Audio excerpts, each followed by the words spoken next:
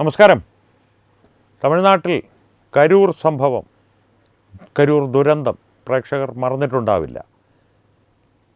നിയമസഭാ തിരഞ്ഞെടുപ്പിൽ കേരളത്തോടൊപ്പം തന്നെ നിയമസഭാ തിരഞ്ഞെടുപ്പ് നടന്നൊരു സംസ്ഥാനമാണ് തമിഴ്നാട്. നിയമസഭാ തിരഞ്ഞെടുപ്പിൻ്റെ പ്രചാരണ വേളയിൽ തമിഴക വെട്രിക്കഴകത്തിൻ്റെ അധ്യക്ഷനായ വിജയ്, ഇപ്പോൾ തമിഴ്നാടിൻ്റെ മുഖ്യമന്ത്രിയായ വിജയ് തിരഞ്ഞെടുപ്പ് പര്യടനം നടത്തുന്നതിനിടയിൽ കരൂരിൽ വലിയ ആൾക്കൂട്ടം അദ്ദേഹത്തെ കാണുവാൻ വേണ്ടി വന്നു ചേരുകയും ആ ആൾക്കൂട്ടത്തിൻ്റെ തിക്കും തിരക്കിലും പെട്ട് 41 ആളുകൾക്ക് ജീവൻ നഷ്ടപ്പെടുകയും ചെയ്തു.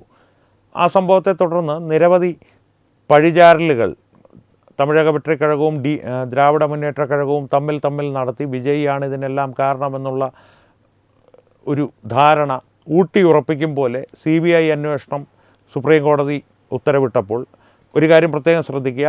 തമിഴ്നാട് സർക്കാരിന് ഈ അന്വേഷണം വിട്ടുകൊടുക്കാതെ കേന്ദ്ര ഏജൻസികളെ കൊണ്ട് ഈ കാര്യം അന്വേഷിപ്പിക്കണമെന്നുള്ള അപേക്ഷയുമായി സുപ്രീം കോടതിയെ സമീപിച്ചത് തമിഴക വെട്രിക്കഴകം തന്നെയാണ്. അതിൽ മാറ്റമൊന്നുമില്ല. പക്ഷേ അവരുടെ അപേക്ഷ പ്രകാരം തമിഴ്നാട്ടിൽ അന്വേഷണത്തിലെത്തിയ CBI വിജയ് ഉൾപ്പെടെയുള്ളവരെ പ്രതിപട്ടികയിൽ ചേർക്കുവാൻ സാധ്യതയുണ്ട്. ഈ സംഭവത്തിൻ്റെ ആധാരശിലകളായി അല്ലെങ്കിൽ മൂലകാരണങ്ങളായി വിജയുടെ തമിഴക വെട്രിക്കഴകത്തിൻ്റെ പ്രധാന സംഘാടകരായിട്ടുള്ള ആദവർജുന തുടങ്ങിയവർ ഇപ്പോൾ തന്നെ പ്രതിപട്ടികയിൽ ചേർക്കുവാൻ ഏറ്റവും യോഗ്യരായവരുടെ കൂട്ടത്തിലുണ്ട്. CBIയുടെ CBIയിൽ നിന്ന് നമുക്ക് ലഭിക്കുന്ന വിവരങ്ങൾ പ്രകാരം ഒരു മറുവശമെന്ന് പറയുന്നത് വിജയ് തന്നെയാണിത് നേരിട്ട് ആവശ്യപ്പെട്ടത്. CBI കേന്ദ്ര ഏജൻസികൾ, CBI എന്ന് എടുത്തു പറഞ്ഞിട്ടില്ലെങ്കിലും കേന്ദ്ര ഏജൻസികൾ ഈ വിഷയം അന്വേഷിക്കണമെന്നുള്ളത്. അപ്പോൾ കരൂർ സംഭവത്തിലെ കുറിച്ചുള്ള കരൂർ ദുരന്തത്തെ സംബന്ധിച്ച അന്വേഷണങ്ങൾ ഒരു വഴിക്ക് നടക്കുന്നുണ്ട്. താമസിയാതെ തന്നെ കുറ്റപത്രം സമർപ്പിക്കപ്പെട്ടേക്കും. ഈ ദുരന്തമുണ്ടായ അന്ന് കരൂരിൽ നിന്ന് മുങ്ങിയ ആളാണ് ശ്രീ ജോസഫ് വിജയ്. പിന്നീട് അദ്ദേഹം പൊതുമണ്ഡലങ്ങളിൽ പ്രത്യക്ഷപ്പെടുന്നത് തിരഞ്ഞെടുപ്പിന് ശേഷം ഏതാണ്ട് 108 നിയോജക മണ്ഡലങ്ങളിൽ വിജയിച്ച് തമിഴക വെട്രിക്കഴകം TVK അദ്ദേഹത്തിൻ്റെ രാഷ്ട്രീയ കക്ഷി അധികാരത്തിലെത്തുന്നതോടുകൂടിയാണ്. മുഖ്യമന്ത്രിയായി ജോസഫ് വിജയ് സ്ഥാനമേറ്റതിന് ശേഷം ഇത്രയും ദിവസങ്ങൾ കഴിഞ്ഞു. ഇന്ന് അദ്ദേഹം ഒരു റോഡ് ഷോ നടത്തി തൻ്റെ ആരാധകരെ എല്ലാം ഒത്തുകൂടിച്ച്, അല്ലെങ്കിൽ റോഡിൻ്റെ ഇരുഭാഗത്തും റോഡിൻ്റെ നടുക്കുമെല്ലാം വലിയ തിക്കും തിരക്കും ഉണ്ടാക്കി കൊണ്ട് കരൂർ ദുരന്തത്തിൽ നിന്ന് യാതൊരുവിധ പാഠവും പഠിക്കാത്ത മനുഷ്യനാണ് താൻ എന്ന് ലോകത്തോട് വിളിച്ചു പറയും പോലെ ആഘോഷവും ആരവവും ഒക്കെയായി കരൂരെത്തി. ഒരു കറുത്ത ഷർട്ട് ധരിച്ചിരുന്നു എന്നുള്ളത് മാത്രമാണ് ദുഃഖസൂചകമായി നമ്മളൊക്കെ കറുത്ത ബാഡ്ജ് ധരിക്കും പോലെ ഈ ദുരന്തത്തെ പ്രതി അദ്ദേഹം കാണിച്ച ഒരു ബിംബം, അല്ലെങ്കിൽ പ്രതിഫലിപ്പിച്ച ഒരു ബിംബം. ആ ബിംബത്തെ നിലനിർത്തിക്കൊണ്ട് തന്നെ അദ്ദേഹം അവിടെ ഒരു പ്രസംഗം നടത്തി.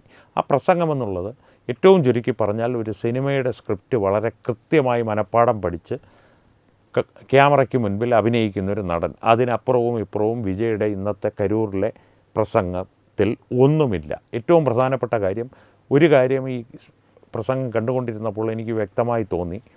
അതിന്ന് മറ്റൊരവസരത്തിലും ഞാൻ അതേ കാര്യം തന്നെ പറഞ്ഞിട്ടുണ്ട്, ഒരു കമൻ്റായി പറഞ്ഞിട്ടുണ്ട്. അത് മറ്റൊന്നുമല്ല, 69 സിനിമകളിൽ വിജയ് അഭിനയിച്ചു. അതിൽ 68 റിലീസായി. 69ാമത്തെ ചിത്രം അദ്ദേഹത്തിൻ്റെ കരിയറിലെ അവസാനത്തെ ചലച്ചിത്രമായ ജനനായകൻ ഈ മാസം അവസാനം റിലീസ് ചെയ്യപ്പെടുമെന്ന് പ്രതീക്ഷിക്കുന്നു. സെൻസർ ബോർഡ് കുരുക്കുകളിൽ പെട്ടുകിടക്കുകയായിരുന്നു ആ ചലച്ചിത്രം. പറഞ്ഞു വന്നത്, 68 സിനിമകളിൽ അഭിനയിച്ച്, 68 വെള്ളിത്തിരയിലെത്തിയ സിനിമകളിൽ അഭിനയിച്ച് ഇത്രയും കാലത്തെ പ്രവർത്തന പരിചയവുമായി നിൽക്കുന്ന വിജയ്ക്ക് ആ സിനിമകളിൽ നിന്നൊന്നും ലഭിക്കാത്ത ഓസ്കാറോ നാഷണൽ അവാർഡോ ഒക്കെ ഇന്ന് കരൂർ അദ്ദേഹം നടത്തിയ പ്രകടനത്തിന് ലഭിക്കേണ്ടതാണ്. കേന്ദ്ര സർക്കാർ അത് അനുഭാവപൂർവ്വം പരിഗണിക്കുമെന്ന് ഞാൻ വിശ്വസിക്കുന്നു. അദ്ദേഹം അഭിനയമാണ് കാഴ്ചവെച്ചത് എന്ന് പറയുവാനുള്ള പ്രധാന കാരണം, ഒന്ന് അദ്ദേഹത്തിൻ്റെ ശരീരഭാഷ, പിന്നെ അവിടെ അദ്ദേഹം പറഞ്ഞ കാര്യങ്ങളെല്ലാം. തുടക്കത്തിൽ കരൂർ സംഭവവുമായി ബന്ധപ്പെട്ട് ദ്രാവിഡ മുന്നേറ്റ കഴകത്തിൻ്റെ DMKയുടെ ചതിയാണ് തനിക്ക് നേരെ നടന്നത്, അവിടെ മനഃപൂർവ്വം പോലീസുകാർ ഇത്രയും ജനക്കൂട്ടത്തെ നിയന്ത്രിക്കുവാനുള്ള ശേഷി തങ്ങൾക്കില്ല എന്ന വസ്തുത മറച്ചു വെച്ചു. ഒപ്പം ആ പ്രദേശത്ത് അനുവദിക്കപ്പെടേണ്ടിയിരുന്ന അത്രയും സുരക്ഷാ സൈനികർ ആ ദിവസം അനുവദിക്കപ്പെട്ടില്ല തുടങ്ങിയ നിരവധി ആരോപണങ്ങൾ തമിഴക വെട്രിക്കഴകത്തിൻ്റെ പല അംഗങ്ങളിൽ നിന്നും ഇതിനു മുൻപ് ഉയർന്നിട്ടുണ്ട്. ഇന്ന് ഏതാണ്ട് അതേ ആരോപണങ്ങളെ താനും ഉന്നയിക്കുന്നു. അതിനെ താൻ 100% അപ്രൂവൽ കൊടുക്കുന്നു എന്നുള്ള രീതിയിൽ വേദിയിൽ വെച്ച് വിജയ്, കരൂരിൽ വലിയ ജനക്കൂട്ടത്തെ അഭിസംബോധന ചെയ്യുന്ന വേദിയിൽ വെച്ച് വിജയ് ഇക്കാര്യങ്ങൾ എടുത്തു പറഞ്ഞു. അപ്പോൾ ആലോചിക്കേണ്ട ഒരു കാര്യം, എന്തുകൊണ്ട് വിജയ് ഇപ്പോഴും DMKയെ ആക്രമിക്കുന്നു? CBIയുടെ കേസ് മുറുകി വരുന്നത് കൊണ്ട്. കാരണം DMKയെ രക്ഷിക്കുവാനായി BJP ഒരു ഡീലുണ്ടാക്കിയതാ ഞങ്ങളെ വേട്ടയാടുന്നേ എന്ന് പറയുവാൻ വേണ്ടി കൂടിയാണ് ഇന്ന് വിജയ് പൊതുമണ്ഡലത്തിൽ പ്രത്യക്ഷപ്പെട്ടത്. കറുത്ത ഷർട്ടണിഞ്ഞിട്ടാണ് അദ്ദേഹം വന്നതെങ്കിലും അദ്ദേഹത്തിൻ്റെ മുഖത്തെവിടെയും ഒരു ദുഃഖഭാവം നമുക്ക് കാണുവാൻ സാധിക്കില്ല. ആ ദുഃഖം വന്നു ചേരേണ്ട, സ്വാഭാവികമായി വന്നു ചേരേണ്ട അവസരത്തിൽ അദ്ദേഹം പറയുന്നത് 41 മക്കളുടെ ജീവൻ പോയത്, മക്കളെന്ന് പറഞ്ഞാൽ പ്രജകളുടെ ജീവൻ പോയത് ഞാൻ കാരണമാണോ, നിങ്ങൾ പറയൂ. അപ്പോൾ അവിടെ താഴെ സോംബി മാനസികാവസ്ഥയിലിരിക്കുന്ന ആരാധകർ, ഇവരൊരു പാർട്ടി അണികളൊന്നുമായി മനപരിവർത്തനം ചെയ്യപ്പെട്ടിട്ടില്ല. അണികൾ സോംബികളുടെ മാനസികാവസ്ഥയിൽ നടക്കുന്ന, തലവൻ എന്ത് പറഞ്ഞാലും അത് കേൾക്കുന്ന, അനുസരിക്കുന്ന, അത് വലിയ മാസാണെന്ന് കൊട്ടിഘോഷിക്കുന്ന ചില അണികൾ കൈയടിക്കുന്നുണ്ടായിരുന്നു വിജയുടെ പ്രസംഗത്തിന്. അതുകൊണ്ട് തന്നെയാണ് ഞാൻ പറഞ്ഞത്, വേദിയിലെ നാടകമാണെന്ന് കരൂരിൽ അരങ്ങേറിയത്. ഒരിറ്റ് പോലും ആത്മാർത്ഥത ഇരകളോടോ ഇരകളുടെ കുടുംബത്തോടോ വിജയിക്കില്ല എന്നുള്ളതിൻ്റെ ഏറ്റവും വലിയ തെളിവാണ് ഇന്നത്തെ അദ്ദേഹത്തിൻ്റെ പ്രസംഗം. ശരിയാണ്, ഈ ദുരന്തത്തിൽ മരണപ്പെട്ട 41 പേരുടെ കുടുംബത്തിലും ഒരാൾക്ക് വീതം സർക്കാർ ജോലികൾ നൽകുമെന്നുള്ള വാഗ്ദാനം തമിഴക വെട്രിക്കഴകം ഇപ്പോൾ തന്നെ പുറത്തുവിട്ട് കഴിഞ്ഞു. അവർ പറയുന്നത് ഇന്ന് ഓരോരുത്തരുടെയും വീട്ടിലെത്തി വ്യക്തിപരമായി ആ അപ്പോയിൻമെൻ്റ് ഓർഡർ വിജയ് കൈമാറുമെന്നുള്ളതാണ്. അത് നടക്കുമെന്ന് എനിക്ക് തോന്നുന്നില്ല. ഇവർക്കെല്ലാം ജോലി നൽകുമായിരിക്കും, പല ഫാൻസി സ്റ്റോറുകളിലോ അല്ലെങ്കിൽ ഏതെങ്കിലും ഒരു പൊതുമേഖലാ സ്ഥാപനത്തിലൊന്നും ഇവർക്ക് ജോലി ലഭിക്കുമെന്ന് എനിക്ക് തോന്നുന്നില്ല. പക്ഷേ അവർക്കെല്ലാം ജോലി ലഭിക്കും. അപ്പോൾ ഫലത്തിലെന്താ, ഈ 41 പേർ മരിച്ചത് നന്നായി എന്ന് ആ കുടുംബത്തിന് ഒരുപക്ഷെ ഭാവിയിൽ തോന്നിയേക്കാം. സാമ്പത്തികമായി അത്ര പിന്നോക്കം നിൽക്കുന്നൊരു കുടുംബമാണതെങ്കിൽ, അല്ലെങ്കിൽ കുടുംബങ്ങളാണ് അവരെങ്കിൽ. എന്തായാലും വിജയ് ഇന്ന് തകർത്തഭിനയിച്ചു കരൂരിൽ. ഇനി മരിച്ചവരുടെ ആശ്രിതർക്ക് ജോലി ലഭിക്കാം, ലഭിക്കാതിരിക്കാം, ലഭിക്കുമെന്ന് തന്നെയാണ് ഞാൻ വിശ്വസിക്കുന്നത്. പ്രത്യേകിച്ച് സാമൂഹ്യ മാധ്യമങ്ങളുടെ ഇക്കാലത്ത് അത്തരത്തിലുള്ള ഏതെങ്കിലും വാഗ്ദാന ലംഘനം വിജയുടെ ഭാഗത്തു നിന്നുണ്ടായാൽ ദ്രാവിഡ മുന്നേറ്റ കഴകം വെറുതെ ഇരിക്കില്ല. വിജയുടെ സർക്കാരിനെ തന്നെ മറിച്ചിടുവാനുള്ള പ്രവൃത്തികളെല്ലാം അവർ ചെയ്തു തുടങ്ങും. ഒരു പക്ഷേ അവരതിൽ വിജയിച്ചു എന്നും വരും. ഇനി വരുവാൻ പോകുന്ന കാര്യം ഞാൻ പറഞ്ഞല്ലോ, ഈ ജോസഫ് വിജയുടെ അണികൾ ഇപ്പോൾ പ്രചരിപ്പിക്കുന്ന കാര്യം, കരൂരിൽ അണ്ണൻ വന്നപ്പോൾ വനിതകളെല്ലാം കണ്ണീരണിഞ്ഞു. കരൂർ സംഭവത്തിന് ഞാനാണോ മക്കളെ ഉത്തരവാദി എന്ന് അദ്ദേഹം ചോദിച്ചപ്പോൾ അല്ല എന്നവർ പറഞ്ഞു. CBIയെ കണ്ട് പഠിക്കട എന്ന് പറയുവാൻ വേണ്ടി കൂടിയാണ് ഇത്തരത്തിലുള്ളൊരു നാടകം വിജയ് ഇന്നരങ്ങേറിയത്. അദ്ദേഹമായിട്ടൊരിക്കലും വാതുറന്ന് അത് പറയില്ല. ഒരുപക്ഷെ ചോദ്യം ചെയ്യലിൻ്റെ ഇടയിൽ ആദ്യത്തെ മാസ് ഡയലോഗ് അടിക്കാൻ നോക്കിക്കാണും.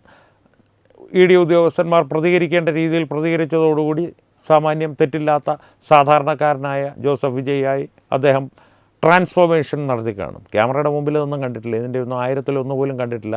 കണ്ടിരുന്നെങ്കിൽ എവിടെ എത്തേണ്ട മനുഷ്യനാണ് എന്ന് മാത്രമേ നമുക്ക് ഈ തരണത്തിൽ ആത്മകഥം ചെയ്യുവാൻ സാധിക്കുകയുള്ളൂ. അപ്പോൾ വിജയുടെ ആരാധകർ, വിജയ് എന്തായാലും മര്യാദക്കാരനായി ചോദ്യം ചെയ്യാൻ ചെന്നിരിപ്പുണ്ട്. NIA അല്ല, ഞാൻ NIA എന്നാണ് പറഞ്ഞതെന്ന് തോന്നുന്നു. CBIയുടെ മുമ്പിൽ ഇരുന്ന് കൊടുക്കാറുണ്ട്. വിളിക്കുമ്പോഴൊക്കെ അനുസരണയുള്ള കുട്ടിയെപ്പോലെ പോകാറുമുണ്ട്. പക്ഷേ അദ്ദേഹത്തിൻ്റെ ആരാധകരെന്ന് പറയുന്നത് ഞാൻ പറഞ്ഞ പോലെ സോംബി മാനസികാവസ്ഥയിൽ ജീവിതം മുന്നോട്ട് കൊണ്ടുപോകുന്നവരാണ്. വിജയ് അണ്ണൻ്റെ രക്തമേ എന്നുള്ള രീതിയിൽ കഴിയുന്നവരാണ്. അവരെ ഇത്തരത്തിലുള്ള ഗിമിക്കുകൾ കാണിച്ച്, അഭിനയം കാണിച്ച് വഞ്ചിക്കുവാൻ സാധിക്കും. പക്ഷേ നിയമത്തെ വഞ്ചിക്കുവാൻ എത്ര കാലം സാധിക്കും? നാളെ ഇത്രയും നാടകം കളിച്ചതിന് ശേഷം വിജയുടെ പേര് പ്രതിപട്ടികയിൽ ചേർക്കപ്പെടുകയാണെങ്കിൽ വിജയ് എന്ത് ചെയ്യും? അപ്പോഴും പറയുമോ അടിസ്ഥാനപരമായിട്ട് എനിക്ക് നേരെയുള്ള ചതിയാണ്, കേന്ദ്രത്തിലെ BJPയും സംസ്ഥാനത്തിലെ DMKയും ചേർന്ന് എന്നെ ചതിക്കുവാൻ ശ്രമിക്കുകയാണെന്ന് അദ്ദേഹം അവകാശപ്പെടുമോ?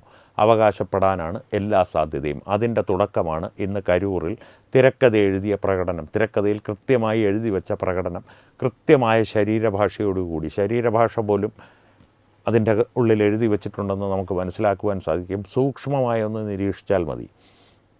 പറയുന്നത്, ഞാൻ എന്ത് ചെയ്യണമെന്നാണ് നിങ്ങൾ പറയുന്നത്? ഈ വിജയ് ഓടിപ്പോകുമോ എന്നുള്ള രീതിയിൽ സിനിമയിലൊക്കെ എങ്ങനെ കാണിക്കുമല്ലോ, വേട്ട അവിടെ വന്ന് പാട്ടൊക്കെ പാടി കേട്ടോ. സെന്തിൽ ബാലാജിയൊക്കെ സംബന്ധിച്ച്, ഈ സെന്തിൽ ബാലാജിയും ഈ കരൂർ സംഭവത്തിൽ സത്യത്തിൽ ആരോപണ വിധേയനാവേണ്ട ഒരു വ്യക്തിയാണ്. കാരണം ഈ വിജയ് അവിടെ പര്യടനം നടത്തുന്ന സമയത്ത്, ഇപ്പോഴല്ല, ശക്തി ക്ഷയിച്ചു കഴിഞ്ഞു. വിജയ് അവിടെ പര്യടനം നടത്തുന്ന തിരഞ്ഞെടുപ്പിന് മുൻപുള്ള കാലത്ത് ആ പ്രദേശത്തെ സർവശക്തനായിരുന്നു സെന്തിൽ ബാലാജി. അയാളറിയാതെ അവിടെ ഒരു ഇല പോലും അനങ്ങില്ലായിരുന്നു. ഇപ്പോൾ ഒളിവിലാണ്. കാരണം താൻ ഏത് നിമിഷം വേണമെങ്കിലും വിജയുടെ പോലീസിനാൽ അറസ്റ്റ് ചെയ്യപ്പെടാമെന്നുള്ളൊരു ഭീതി അയാളിൽ വളർന്നു വന്നിട്ടുണ്ട്. അപ്പോൾ എന്തായാലും വിജയുടെ ഈ ഒരു അഭിനയം ഭാരതത്തിലേക്കൊരു ഓസ്കാർ നടൻ്റെ പേരിൽ കൊണ്ടുവരട്ടെ എന്ന് ആശംസിച്ചുകൊണ്ട് തൽക്കാലത്തേക്ക് നിർത്തുന്നു. ഈ വിഷയത്തെ സംബന്ധിച്ച് നിങ്ങളുടെ അഭിപ്രായങ്ങൾ തീർച്ചയായും കമൻറ്റുകളിലൂടെ ഞങ്ങളുമായി പങ്കുവയ്ക്കുക. ഒപ്പം ഈ വീഡിയോ ലൈക്ക് ചെയ്യുക, നിങ്ങളുടെ പ്രിയപ്പെട്ടവരുമായി ഷെയർ ചെയ്യുക. ഏറ്റവും പ്രധാനപ്പെട്ട കാര്യം, തത്വമയി ന്യൂസിൻ്റെ യൂട്യൂബ് ചാനൽ നിങ്ങൾ ഇതുവരെ സബ്സ്ക്രൈബ് ചെയ്തിട്ടില്ലെങ്കിൽ അത് സബ്സ്ക്രൈബ് ചെയ്തിട്ടുണ്ടെന്ന് ഉറപ്പുവരുത്തുക.